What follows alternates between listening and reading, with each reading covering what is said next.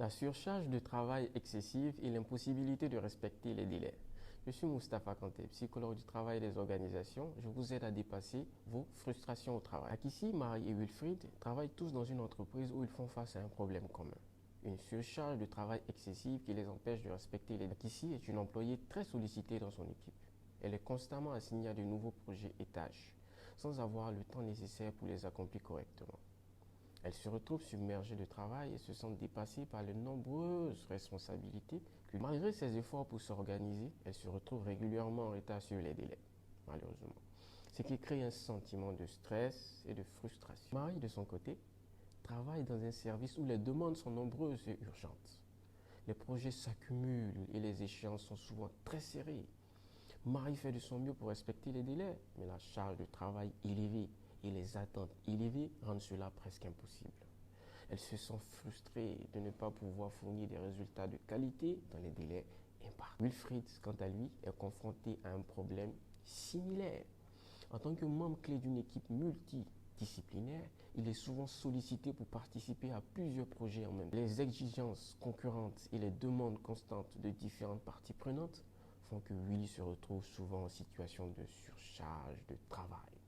Il se sent submergé constamment sous pression pour respecter les délais, ce qui affecte sa qualité de travail et sa satisfaction professionnelle. Face à cette frustration commune, ici, Marie et Wilfried décident de trouver des solutions pour faire face à la surcharge de travail excessive et l'impossibilité de respecter les délais. Ils se tournent donc vers la boussole. La boussole leur propose 4. La première, la priorisation et la gestion. La deuxième, la communication avec les supérieurs et les collègues.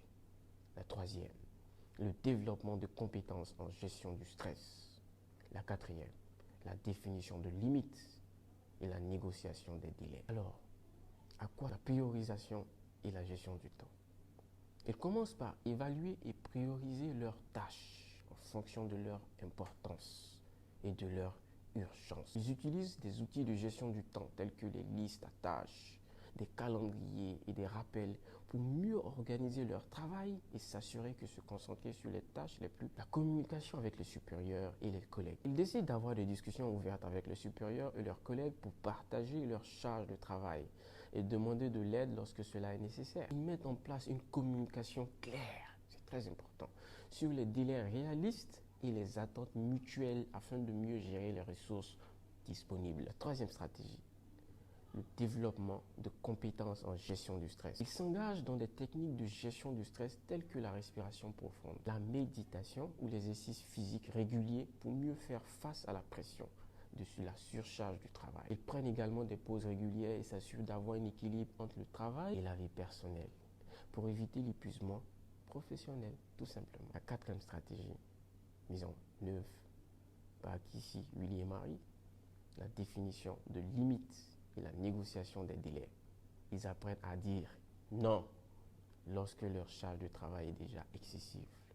Ils négocient des délais réalistes avec leurs supérieurs et les parties prenantes, en expliquant les contraintes de temps et les priorités afin d'éviter de s'engager sur des délais impossibles à respecter. En mettant en œuvre ces solutions, Akissi, Marie et Wilfried espèrent pouvoir mieux gérer leur surcharge de travail et respecter les délais fixés. N'hésitez pas à partager vos impressions et à bientôt pour un nouvel épisode de notre série 30 jours, 30 solutions.